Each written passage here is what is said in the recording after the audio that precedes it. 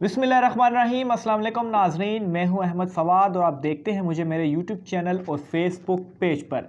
नाज़रीन, आज के इस व्लॉग में कुछ अहम ख़बरें, कुछ मुस्तनद ख़बरें जो है वो आपके साथ मैं शेयर करने जा रहा हूं।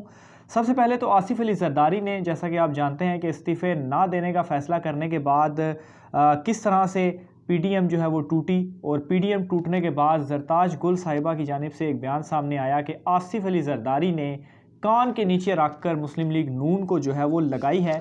मगर अब जो मामला है वो मज़ीद आगे बढ़ चुका है। एक वक्त था कि जब आसिफ अली ज़रदारी जो है वो हुकूमत के ख़िलाफ़ सेनेट में नंबर गेम पूरे करने पर जदोजहद कर रहे थे, लेकिन अब वो पीडीएम के ख़िलाफ़ ही नंबर गेम जो है वो पूरी कर रहे हैं। वो ऐसा क्यों कर रहे हैं? क्या नई चाल है जो वो चल रहे हैं?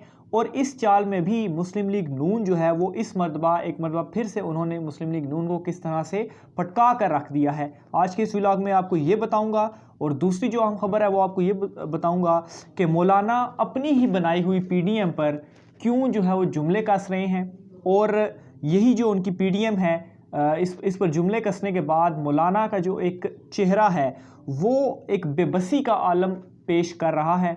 ऐसा क्यों है? आज के इस व्लॉग में आपको ये दो खबरें हम आपको बताऊंगा। व्लॉग में आगे बढ़ने से पहले अगर आपने मेरे चैनल को सब्सक्राइब नहीं किया तो इसे सब्सक्राइब कर लें, ताकि मेरी हर आने वाली वीडियोस जो हैं वो आप तक बर वक्त पहुंच सकें। तो सबसे पहले आपको ये बताऊं कि आसिफ अली ज़रदारी अब जो है वो सेनेट में अपना अपोजिशन लीडर लाना चाह रहे हैं।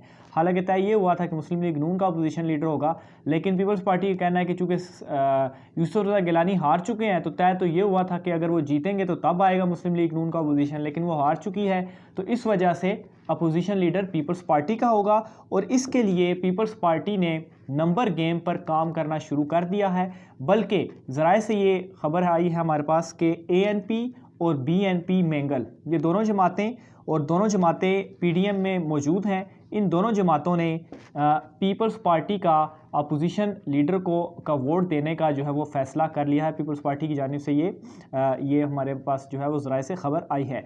इसके अलावा पीपल्स पार्टी की जानिब से नाज़रीन सेनेटर शरीर रहमान जो हैं उन्हें अपोजिशन लीडर के तौर पर, उम्मीदवार के तौर पर खड़ा किया जाएगा, और शरीर रहमान जो है वो एएनपी और बीएनपी मेंगल की इन दोनों के इत्तेहाद के साथ दरख्वास्त जो है वो सेनेट में दायर करने जा रही हैं। कुछ नंबर गेम में अगर आपको बताऊं तो सेनेट में इस वक्त पीपल्स पार्टी के 21 सेनेटर्स हैं, जबकि बीएनपी मेंगल और एएनपी के 2-2 सेनेटर्स हैं। तो ये जो कुल तादाद बन जाती है वो बन जाती है 25। और अब मुस्लिम लीग नून की तरफ में आता हूँ।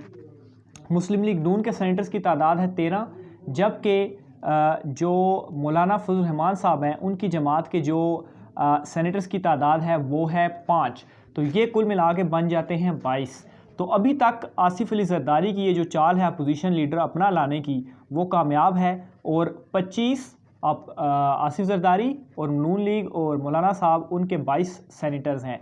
तो अगर पीपल्स पार्टी इनके साथ इत्तेहाद नहीं करती, अपना लीडर लेकर आती है, तो पीपल्स पार्टी जो है वो इन दोनों जमातों का साथ देने से वाज़े अक्सरियत में है और अपोजिशन लीडर वो अपना ले आएंगी। और एक मरतबा फिर से मुस्लिम लीग नून और मौलाना फजल रहमान, जो कि पीडीएम इत्तेहाद जब से शुरू हुआ है तब से लेकर अब तक खाली हाथ रही है और अब भी खाली हाथ ही रहेगी। सेनेटर, सिंध हुकूमत, सब कुछ ज़रदारी जो है वो इनसे उन्होंने जो है वो इन्हें अपने पीछे लगाया हुआ है और अपने ही वो बंदे मुंतखब करवाई जा रहे हैं।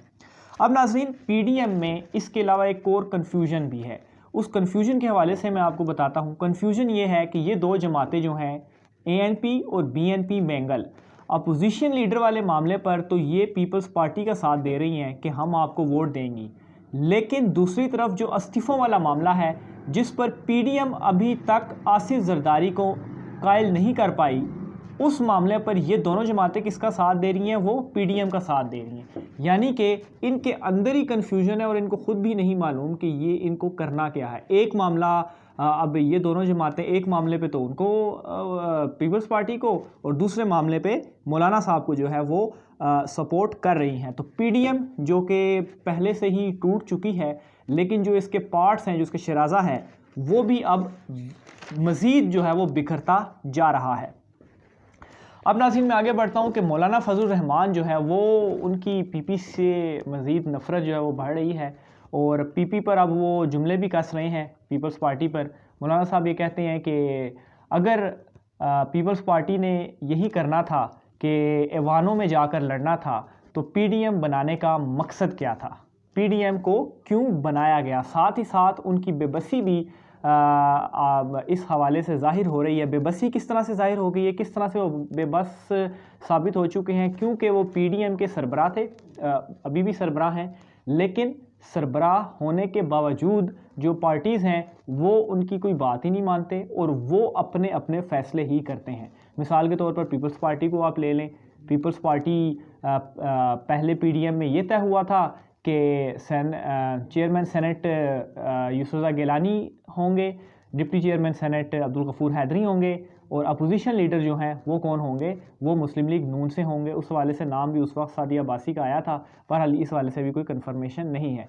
लेकिन ये जब चेयरमैन सेनेट का इंतखाब आसिफ जरदारी हार जाते हैं तो वो क्या कहते हैं, उनका आप जुमला सुने। वो कहते हैं कि क्योंकि यूसुफ़ रज़ा गिलानी सेनेटर मुंतखब नहीं हो पाए तो इस वजह से जो चीज़ तय हुई थी वो तो ये थी कि चेयरमैन सेनेट मुंतखब होंगे तो फिर बाकी आगे मामला चलेगा, तो वो मुंतखब ही नहीं हुए। तो इसलिए अब सेनेट में पाकिस्तान तहरीक इंसाफ के बाद सबसे बड़ी जो पार्टी पीपल्स पार्टी की है, तो इस वजह से ये जो अपोजिशन लीडर का ओहदा है ये इन्हें मिलना चाहिए। हालांकि अखलाकी तौर पर, असूली तौर पर देखा जाए तो आसिफ जरदारी जो है वो जो कि पीडीएम में तय हुई थी उसके मुताबिक चलना चाहिए। लेकिन नाज़रीन ये तो सियासत है और ये जो सारी पीडीएम जमातें हैं, मैं आपको पहले भी बता चुका हूँ कि ये सिर्फ़ और सिर्फ अपने मफादात के लिए इकट्ठी हुई हैं। जहाँ पर इन्हें अपना मफाद नज़र आता है ये उसी साइड पर ही जाती हैं। ये इनके आपस में शदीद इख्तलाफात हैं और सिर्फ़ बुग़्ज़ इमरान की वजह से ये एक दूसरे के साथ बैठते हैं। बहरहाल अब आगे मैं चलता हूँ। तो सीईसी का इजलास जो है वो पीपल्स पार्टी ने तलब किया हुआ है और उस सीईसी इजलास में ये तय होना है कि जो फ़ैसला है इस्तीफ़ों वाला वो मानना है या नहीं मानना। और मौलाना फजल रहमान साहब भी जो है वो अब ये कह रहे हैं कि पीपल्स पार्टी के सीईसी इजलास के बाद उन्हें उम्मीद है कि शायद वो ये मान जाएंगे। लेकिन हमारी ख़बर ये है कि उस इजलास में भी यही फ़ैसला बरकरार रहना है कि ऐवानों में बैठकर लड़ाई लड़नी है और इस्तीफ़े जो है वो नहीं देने। और इसी बात का ये सबूत है कि मौलाना फजल रहमान साहब ने एक ऑफ़र भी कर दी पीपीपी को। और ऑफ़र वो क्या की है, उन्होंने कहा है कि सबसे पहले मरहले में हम कौमी असम्बली से इस्तीफ़े देंगे और आखिरी जो काम होगा हमारा सबसे आखिर में वो क्या होगा, वो सिंध असम्बली से इस्तीफ़े देना है। कौमी असम्बली में भी पीपल्स पार्टी की तादाद तो है लेकिन ज़्यादा उनकी जो हुकूमत है वो तो सिंध में ही है। तो मौलाना साहब ने ऑफ़र कर दी कि चले शुरू के मरहले में आप हमारे साथ आ जाएं, क्योंकि शुरू में तो हमारे इस्तीफ़े नून लीग के इस्तीफ़े ही ज़्यादा होंगे, इसलिए शुरू में आप आ जाएं ताकि प्रेशराइज़ किया जाए और बाद में पीपल्स पार्टी बेशक सिंध से इस्तीफ़े ना दे। ये एक उनकी जो है वो एक ऑफ़र है। बहरहाल देखते हैं इस हवाले से मज़ीद क्या अपडेट्स जो है वो आती हैं। नाज़रीन आज के व्लॉग में इतना ही, मुझे इजाज़त दीजिए, अल्लाह हाफ़िज़।